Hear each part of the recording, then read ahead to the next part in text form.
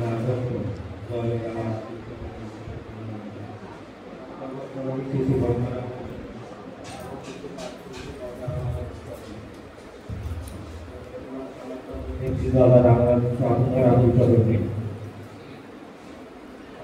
পরিবার ঠাকুর প্রবেশ করতে নাম জানাই এই লিস্টে উপস্থিত ছোট পান্ডায় প্রণাম বার্তাগুরু আর এখানে উদ্বুদ্ধ যত আমার গুরু ভাই বা বোনকে সবাই আমার आनंदित हो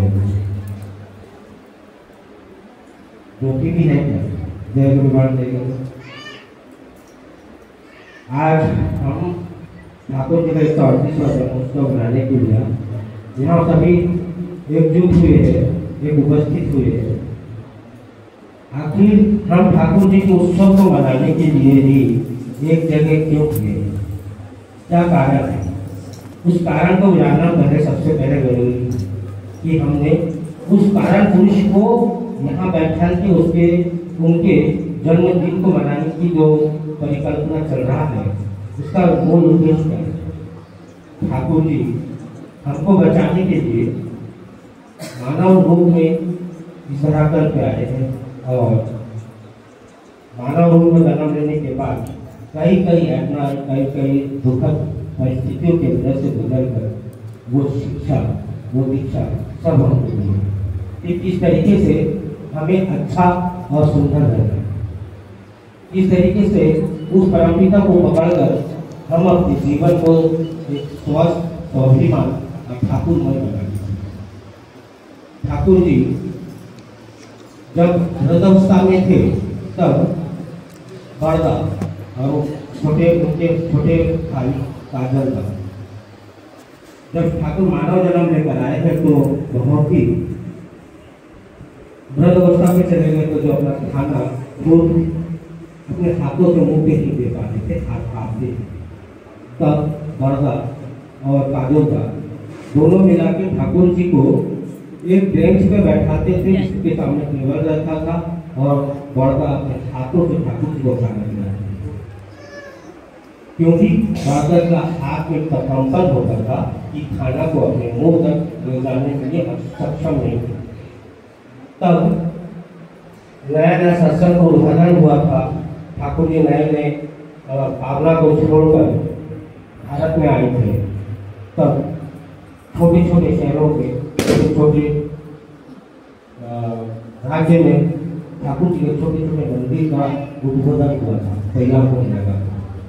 तब ठाकुर जी के जब खाना खिलाए बड़दा काजल था तो बड़दा बड़े आनंदित और उत्साह के साथ बोलने लगे, बाबा তোমার অনেকটা মন্দির প্রত্যেকটা সৎসঙ্গ জগতে তৈরি হচ্ছে।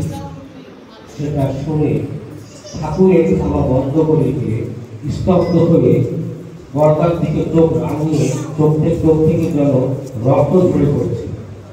এভাবে ঠাকুর দিকে ঠাকুর চুপচাপ বসে আছে, বড়দা কাজলদার দিকে তাকাচ্ছে, কাজলদা বড়দার দিকে তাকাচ্ছে। যে আমি কি অনেক ভুল বলে ফেলেছি, বাবা খাওয়া বন্ধ করে দিয়ে চুপচাপ বসে আছে। কিছু সময় পরে ঠাকুর একটু নর্মাল অবস্থায় আসলেন। স্বাভাবিক অবস্থা আসার পরে বললেন, বড় খোকা, যে কয়টা সৎসঙ্গের মন্দির তোরা তৈরি করেছিস সেই কয়টা মন্দির এনে ডাল দিয়ে মাটি আমাকে খাইয়ে কত বড় কথা। যে কয়টা সৎসঙ্গে তোরা মন্দির গড়ে তুলেছিস সেই কয়টা মন্দির এনে ডালের সঙ্গে মাটি আমাকে খাইয়ে দে।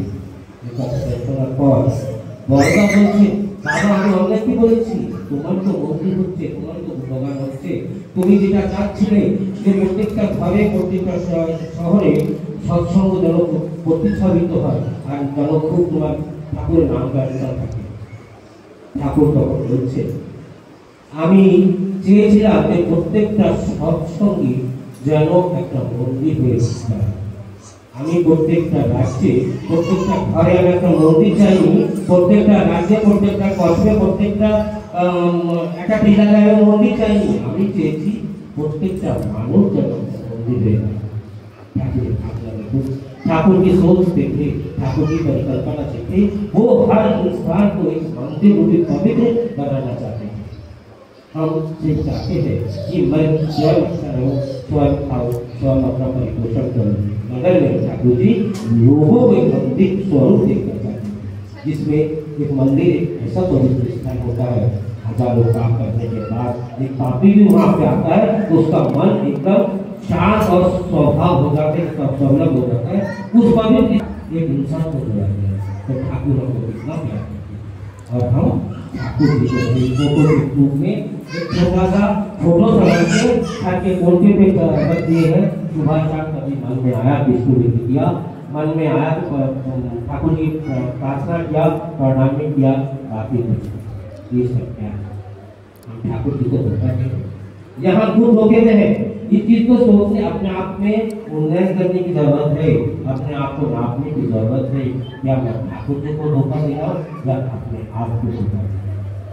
जो जगत की उठाता है, जो जगत को लेकर चलने वाले हैं, आज इसको हम छोटे छोटे बातों से लेकर छोटे छोटे चीजों को लेकर हम दूर हो जाते हैं, उनसे छुपाते हैं और बोलते हैं मैं बहुत बड़ा ठाकुर का किसी प्राणी एक्चुअली में चाहे ठाकुर ईश्वर से কেমন আমি ওখানে কিছু প্রশ্ন করতে এসেছি, আমাকে দেখেছে আমি আসলাম এখানে এসে যদি আমি নিজের আত্মপ্রতিষ্ঠা করি তাহলে সত্যি করে আমি কিন্তু ঠাকুরকে ভালোবাসি।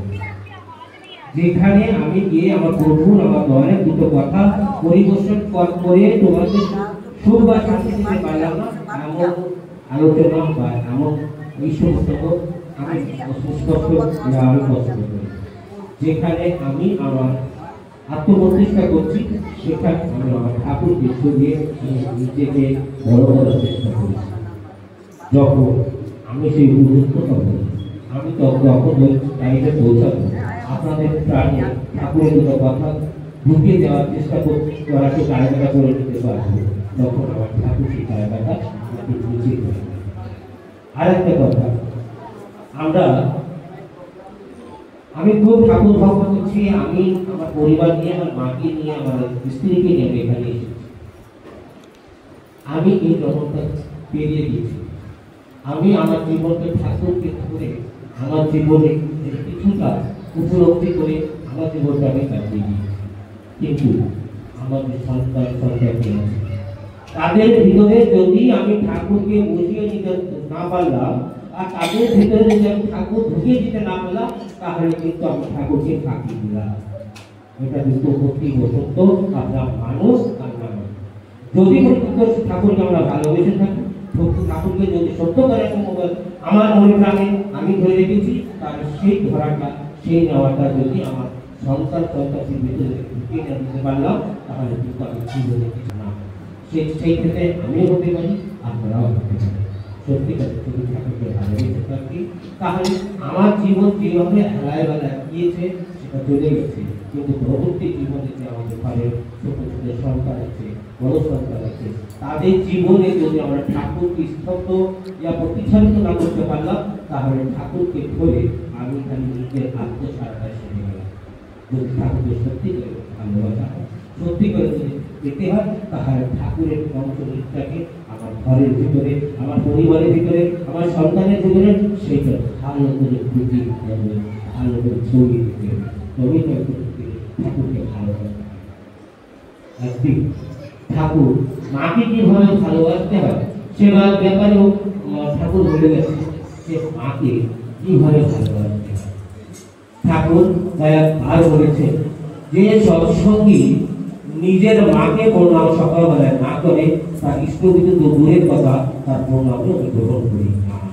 ঠাকুর কিন্তু বড় বড় গলা বলে গেছে যে নিজের बाबा माँ जो बहू अपने घर के अपनी सास की सेवा ना करती हो, मैं उसका प्रणाम और इष्टविधि तो दूर की बात मैं उसका प्रणाम भी ग्रहण नहीं करता हूँ। कि ठाकुर जी बुक में बोलकर लिपिबद्ध कर रहे हैं कि वो हमारे परिवार में सबसे पहले अपने माँ बाप को इतना श्रद्धा करें कि वो संतुष्ट होकर तुम्हें वो जो आशीर्वाद देते हमारे ठाकुर जी को कभी कभी और हमारे ठाकुर जी ने वो मानव जीवन में करके दिखाया आकर कि उन्हें अपने माँ के लिए एक संघात को त्याग दिए है, भावना को छोड़ दिए है। जब ठाकुर जी के एकदम अंतिम मतलब चलना फिरना बहुत काफी कम था शरीर की वजह से, तो ठाकुर ने एक सत्संग के लिए कलकत्ता पे जाने के बाद उनकी माँ को बोला, माँ तुम दोबारा मेरे सत्संग में कभी मत आना, कम से कम कलकत्ता वाले सत्संग में तो बिल्कुल नहीं आना। तो माँ का मन है मेरा बेटा गया है, तो माँ का मन में ही बहुत वृद्धावस्था में थी।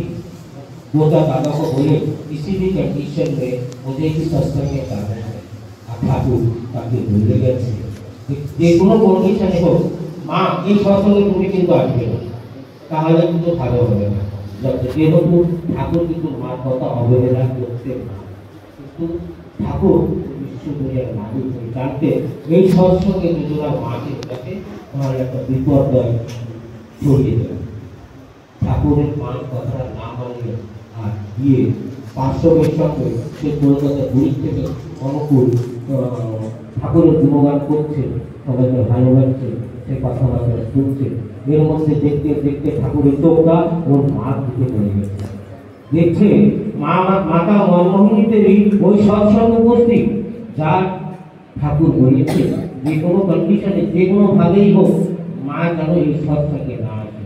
উনি বিশ্ব দুনিয়ার মালিক, উনি জানতে এই সৎসঙ্গে যখন ঠাকুর তোর মা দেখবে, তারপরে মাতা মনমোহিনী দেবী অসুস্থ হলে কিছু পরে এই লোকজনে সর্বলোকে চলে গেল।